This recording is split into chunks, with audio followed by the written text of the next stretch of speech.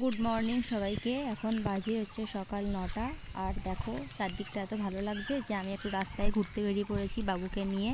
তো দেখো চারদিকে শুধু কচি পাতা, গাছপালা। আসামে তো প্রচুর গাছপালা এমনিতে, আর এখন কচি পাতার টাইম, তো দেখতে খুব ভালো লাগে। আর হচ্ছে আজকে 9 তারিখ, আসামি ভোট।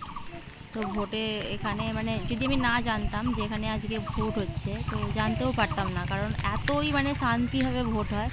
আর ভোটের আগেও যে প্রচার করতে যাওয়া বা চারদিকে পতাকা লাগানো বা ওই আমাকে ভোট দাও আমাকে ভোট দাও বাড়ি বাড়ি যাওয়া, এই সব ঝামেলাও এখানে এসব নেই। কোনো দিন আমি দেখিনি, 5 বছর হয়ে গেছে এসেছি, তো 5 বছরে কোনো দিনও দেখিনি যে হচ্ছে দুবার ভোট হয়েছে এখানে, ওই পঞ্চায়েত ভোট বা যাই হোক ভোট হয়েছে, কিন্তু কখনো এইসব দেখিনি। এত শান্তিপূর্ণ ভোট হয়, ওয়েস্ট বেঙ্গলের মতো না।